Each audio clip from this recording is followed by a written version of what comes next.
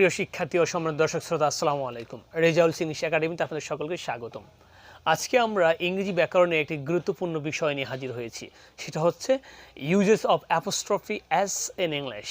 আমরা ইংরেজি ব্যাকরণের মধ্যে পজিটিভ কেজের ক্ষেত্রে অ্যাপোস্ট্রফি এস এর ব্যবহারটা প্রায়ই লক্ষ্য করে থাকি। For example, Rahim's house, Rezaul's English grammar coaching centre. এই যে রেজাউলসের পরে যেটা বললাম, রেজাউলসকে অ্যাপোস্ট্রফি এস ইউজ করেছি। ওকে, আবার যদি বলি ফ্রেন্ডস বুক কর্নার, এই যে বললাম অ্যাপোস্ট্রফি এস এর ব্যবহার, এই সমস্ত ব্যবহার আমরা কি দেখবো আজকে। এটা খুবই গুরুত্বপূর্ণ একটা বিষয়, আর সেইগুলো সম্বন্ধে আমরা জানবো যে কোন কোন জায়গায় আবার অ্যাপোস্ট্রফি এস না আবার শুধু কমাও বসে, সেটাও কিন্তু খুবই গুরুত্বপূর্ণ। যেমন যদি বলি গার্লস স্কুল, এখানে কিন্তু আপনার শুধু অ্যাপোস্ট্রফি কমাটা বসছে, এস বসেনি। সো আজকের লেকচারটা খুবই গুরুত্বপূর্ণ, সাবস্ক্রাইব করে সাথেই থাকবেন। দেখুন, আমরা লিখেছি যে পজিটিভ কেজে অ্যাপোস্ট্রফিক এস যে কমাটা আছে সেটা সাধারণত আমরা নাউনের ক্ষেত্রে ব্যবহার করে থাকি। যেমন যদি বলি বিষয় জেনারেল নাউন, রহিমস হাউস, তারপর আপনি যদি বলি রাকিবস স্কুল, এরপর যদি বলি আপনার বয়েজ স্কুল, এইভাবে বলা যেতে পারে। ওকে, এছাড়া যেখানে আপনার অ্যাপোস্ট্রফি এস বসবে শুধু কমা বসবে, তার একটা নিয়ম এখানে দেওয়া হয়েছে। দেখুন লিখেছি যেখানে একাধিক হিসিং সাউন্ড, হিসিং তার মানে স সাউন্ড এমনি অলরেডি আছে, তারপরে যদি আপনি অ্যাপোস্ট্রফি এস ইউজ করেন সেটা কি ঠিক হবে না। যেমন স্বধ্বনি যদি আগে থেকেই থাকে, অলরেডি আছে, সেক্ষেত্রে আপনি কি করবেন, এস না লিখে শুধু অ্যাপোস্ট্রফি কমাটা বসাবেন। ফর এক্সাম্পল, জাস্টিস সেক, এই যে জাস্টিস লিখতে স উচ্চারণ অলরেডি হয়েছে, সো এখানে কি আমি আর কি এরকম এস কি লিখি নাই, শুধু কি এখানে কমা দিয়েছি, জাস্টিস সেক। যেমন গুডনেস সেক, এই যে মসেস ল, এইভাবে কি কিন্তু ইউজ করা যেতে পারে, কিন্তু অলরেডি মসেস লিখতে এস অলরেডি উচ্চারণ আছে, আবার এস দেওয়ার প্রয়োজন নেই। আচ্ছা, এরপর আবার আছে আবার কিছু কিছু জায়গায় কিন্তু আপনি এখানে এস দেওয়াও যায়। ওকে, যেমন কিডস পোয়েট্রি বলা যায়। ওকে, কিডস লিখতে এস আছে, আবার এস দিয়ে লেখা যায়, আবার কিডস লিখতে এস থাকায় এখানে শুধু কমা দিলেও লেখা যাবে। আবার নাউন প্লুরাল হলে যে সমস্ত নাউন এস যুক্ত আছে অলরেডি, প্লুরাল নাউন, আবার কিছু নাউন আছে প্লুরাল নাই, প্লুরাল আছে বাট এস নাই, সেক্ষেত্রে আপনাকে অ্যাপোস্ট্রফি এস দিতে হবে। যে সমস্ত নাউন আমরা দেখব যে এস যুক্ত করা প্লুরাল নাউন, সেগুলোকে যদি আমাদের পজিটিভ কেজে লিখতে হয় অ্যাপোস্ট্রফি এস দেওয়ার নিয়ম চলে আসে, সেক্ষেত্রে আমরা শুধু কমা ইউজ করব, এস এখানে লিখতেই পারবেন না। It is not right for you to add apostrophe S, but you have to write only apostrophe comma. For example, দেখুন লিখেছি গার্লস স্কুল, এখানে গার্লস লিখতে এই যে গার্লস মেয়েদের, একজন মেয়ে না, একটা বিদ্যালয় তো একটা মেয়ের জন্য না, অনেক মেয়ের জন্য, এই জন্য গার্লস স্কুল যদি লিখি তাহলে এখানে এস প্লুরাল থাকায় এই এসের উপরে শুধু কমা দিয়েছি, এখানে অ্যাপোস্ট্রফি এস আর দেওয়ার প্রয়োজন নাই। তদ্রূপভাবে দেখুন এখানে লিখেছি যে ফ্রেন্ডস বুক কর্নার, এটা অনেকেই চিনে যারা ইংলিশ লিটারেচারে পড়ছেন বাংলাদেশে, তারা ফ্রেন্ডস বুক কর্নার ঢাকার সবাই চেনে। সো ফ্রেন্ডস বুক কর্নার, ফ্রেন্ড কিন্তু বন্ধু, একজন অনেক বন্ধু, প্লুরাল নাম্বার হওয়ার কারণে এখানে শুধু কমা দিয়েছি। আশাবাদী আপনারা বুঝতে পারছেন, যে কোনো নাউন যদি প্লুরাল নাম্বার হয় এবং তার সাথে এস যুক্ত করা থাকে, তাকে যদি আপনাকে পজিটিভ কেস করতে হয় সেক্ষেত্রে আপনি শুধু কমা ইউজ করবেন, এস ইউজ করবেন না। ওকে, আচ্ছা, এখানে একটা এক্সাম্পল আপনাদের দিয়ে দিয়েছি যে প্লুরাল নাম্বার মেন্স, এই মেনটা কিন্তু ম্যানের প্লুরাল নাম্বার, ঠিক না, প্লুরাল নাম্বার। এখন এটাকে যদি আপনি পজিটিভ কেস করতে, তাহলে কিন্তু আপনার কী করতে হবে, কমা দিয়ে অ্যাপোস্ট্রফি এস দিতে হবে। কমা দিয়ে কী করা লাগবে, অ্যাপোস্ট্রফি এস দেওয়া লাগবে। ওকে, সো আমরা দেখব পরবর্তী ধাপ, জীবিত প্রাণীর ক্ষেত্রে শুধু অ্যাপোস্ট্রফি এসটা আমরা ব্যবহার করব, আর জড় পদার্থ হলে আমরা অ্যাপোস্ট্রফি এস কমা ব্যবহার করব না। সেক্ষেত্রে আপনার কী করতে হবে, তার তো একটা নিয়ম থাকা লাগবে। সেক্ষেত্রে আপনাকে the plus noun plus of verbal নাউনের যে নিয়মটা, সেই নিয়মে আপনাদের কী করতে হবে, অ্যাপ্রোচ করতে হবে। আমি উদাহরণ দিয়েছি সহজে বোঝার জন্য। দেখুন, দি টিচার্স বুক, এই যে শিক্ষকের বই, টিচার্স কি প্রাণী, রাইট, মানুষ, তাহলে এখানে বই, এই যে অ্যাপোস্ট্রফি এস দিয়েছি। অবশ্যই এখানে আপনার জন্য আরেকটা নিয়ম আছে, সেটা হচ্ছে আপনি চাইলে এখানে এই বুককে দেখুন দি বুক অফ দ্য টিচার তাও লেখা যেতে পারে, এটা দুটাই বৈধ রয়েছে। কিন্তু জড় পদার্থের ক্ষেত্রে একটাই নিয়ম, সেটা হচ্ছে দেখুন দি লেগ অফ দ্য চেয়ার, চেয়ারের পায়া, দেখুন চেয়ার কিন্তু জড় পদার্থ, রাইট, এই জন্য আপনাকে কী করতে হবে, ওই পায়াকে আগে এনেছি, the leg of the chair, এখানে অফ এবং দি এর মাঝখানে লেগ নাউন ইউজ করে আমরা চেয়ারের পায়া বোঝাতে এইভাবে লিখেছি। আপনি লিখতে পারবেন না দি চেয়ার্স লেগ, হবে না। নট লিখেছে তার মানে কি আপনার এইভাবে লেখা যাবে না।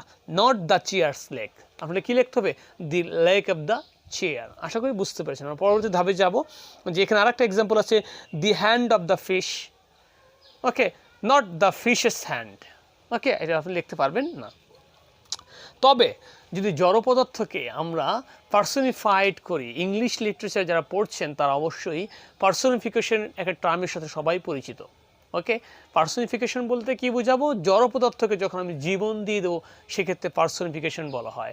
যদি বলি সূর্য আমার দিকে চেয়ে আছে, সূর্য তো ভাই সূর্যের মতোই আছে, রাইট, কিন্তু এই যে চেয়ে থাকার যে একটা ক্ষমতা দেওয়া হয়েছে, it has got the power or he has got the powers to look at something, এই যে কার দিক তাকাচ্ছে, এই জন্য পার্সনিফাইড বলা হয়, পার্সনিফিকেশন বলা হয়, জীবন দেওয়া। এই ক্ষেত্রে আপনি জড় পদার্থ হলেও আমরা অ্যাপোস্ট্রফি এস ইউজ করতে পারবো। একটু আগে বলেছি জড় পদার্থ অ্যাপোস্ট্রফি এস হবে না, কিন্তু এক্ষেত্রে হবে, কারণ একে জীবন দেওয়া হয়েছে। ফর এক্সাম্পল নেচার্স ল, প্রকৃতির নিয়ম, নেচারের কোনো নিয়ম নেই, রুল নাই, কিন্তু আমরা ওকে জীবন দিয়ে দিচ্ছি।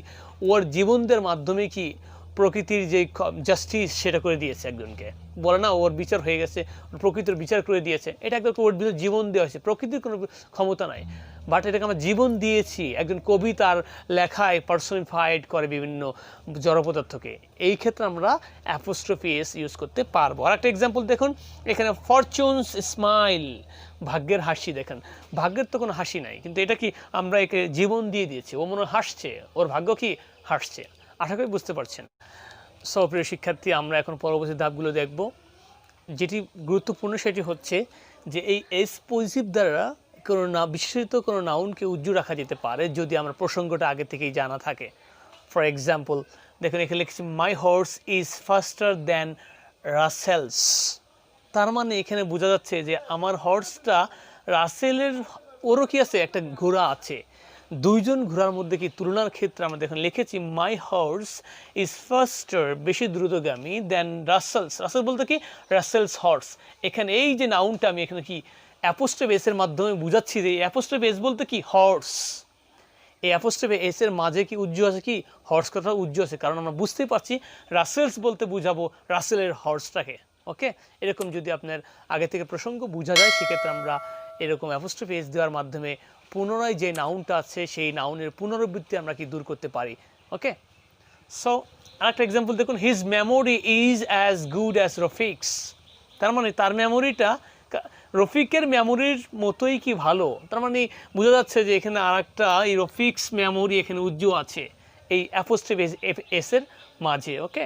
সো এটা প্রসঙ্গটা জানা আছে বিধায় অ্যাপোস্ট্রফি এস এর মাঝে আমরা এই মেমোরিটাকে লুকিয়ে রেখেছি বা এইভাবে লেখা যায়। সো আমরা পরবর্তী ধাপ দেখব, কখনো দুই বা ততোধিক ব্যক্তি একটি প্রতিষ্ঠানে যদি মালিক হয় সেক্ষেত্রে আমরা পরবর্তী যেই ব্যক্তির নাম আছে সেখানে আমরা কি অ্যাপোস্ট্রফি এস যোগ করব। প্রথম ব্যক্তির নামের সাথে অ্যাপোস্ট্রফি এস যোগ করা যাবে না। দুইজন ব্যক্তি একটি প্রতিষ্ঠানের মালিক, সেক্ষেত্রে পরবর্তী ব্যক্তির সাথে অ্যাপোস্ট্রফি এস হবে। ফর এক্সাম্পল লিখেছি শেখ অ্যান্ড হক্স ফার্ম, এই দেখেন হক্সের এখানে এস যোগ করেছি, আমি এখানে লিখি নেই শেক্স, এখানে কিন্তু লিখিনি আমি, এখানে শুধু কি করেছি এস করেছি, এটাই নিয়ম। দুজন ব্যক্তি থাকলে পরবর্তী ব্যক্তির সাথে কি অ্যাপোস্ট্রফি এস হবে। আচ্ছা পরেরটা দেখুন, সময় দূরত্ব ও ওজন বুঝালেও আমরা অ্যাপোস্ট্রফি এস ইউজ করতে পারি। সময় যেমন দেখুন এই ডেইস ম্যাচ, একদিনের খেলা, একদিনের একটা ম্যাচ, তাহলে এই যে দিন সময়, এই জন্য এখানে অ্যাপোস্ট্রফি এস হয়েছে, কারণ একটু আগে আমরা বলেছিলাম যে জড় পদার্থের ক্ষেত্রে এস বসে না, মনে আছে, আশাবাদী মনে আছে। সো এখানে বসবে কারণ এটা সময় বোঝাচ্ছে। ব্যতিক্রমগুলো লক্ষ্য রাখবো সবসময়, কারণ আমরা এখানেই ভুল করি, পরীক্ষায় ব্যতিক্রমগুলো বেশিরভাগ দেওয়া হয়। এরপরে এ ফুটস লেংথ, 1 ফুট লম্বা দৈর্ঘ্য, তাহলে এই যে এ ফুট এটা কি আমরা দূরত্ব। এরপরে ওজন দেখেন এ পাউন্ডস ওয়েট, 1 পাউন্ড কি ভারী, তাহলে এ পাউন্ডস, এটা একটা কি আপনার ওজন বোঝা যাচ্ছে। সো এই ক্ষেত্রে আমরা কি অ্যাপোস্ট্রফি এস ইউজ করতে পারবো। আমরা পরবর্তী ধাপে দেখবো ডাবল পজিটিভ। একটু আগে বলেছিলাম যে আমরা গত লেকচারে বলেছিলাম যে আমরা ডাবল পজিটিভ নিয়ে আর একটু বিস্তারিত আলোচনা করবো, এই জন্য এখানে একটু আপনাদের দিতে চেষ্টা করেছি। সো দেখুন এখানে ডাবল পজিটিভ যেমন লিখেছি mine, yours, ours, theirs, hers, okay. এইগুলোর ক্ষেত্রে আপনি কিভাবে লিখবেন দেখুন, লিখেছি যে নাউনের ক্ষেত্রে যখন এইগুলো আপনি ইউজ করবেন এই ডাবল পজিটিভটা কিভাবে ইউজ করতে হবে। যে ডাবল পজিটিভ বলতে শুধু কিন্তু প্রোনাউন না, এই mine, yours, our, theirs, hers এগুলো না, এখানে কিন্তু আপনার নাউনটাও আছে। যেরকম আমি আমার ওই লেকচারে বলেছিলাম রেজাউলস লিখেছিলাম, তাহলে নাউনটাও কিন্তু ডাবল পজিটিভ হিসেবে এখানে ব্যবহৃত হয়েছে। তাহলে ডাবল পজিটিভ যখন আপনি এমন থাকবে তাকে আপনি কিভাবে ইউজ করবেন? পজিটিভটাকে নাউন যদি হয় সেক্ষেত্রে আপনাকে কী করতে হবে? এক্ষেত্রে আপনাকে অফ প্রিপোজিশন এবং নাউন ও অ্যাপোস্ট্রফি এস লিখে আমরা কি ডাবল পজিটিভ নাউনকে করতে পারি। ফর এক্সাম্পল দেখুন, এ পিকচার অফ সুমন, এটা সাধারণ অবস্থা আছে, সুমনের একটি ছবি, সুমনের নিজের ছবিটা, ওকে, এটা সাধারণ অবস্থা, এটা কোনো কি না পজিটিভ কেস না। আমি উদাহরণ একটু পরে দিচ্ছি ডাবল পজিটিভটা। এ পিকচার অফ সুমনস, এই দেখুন আমি কি ডাবল পজিটিভ ইউজ করেছি। কীভাবে ইউজ করলাম?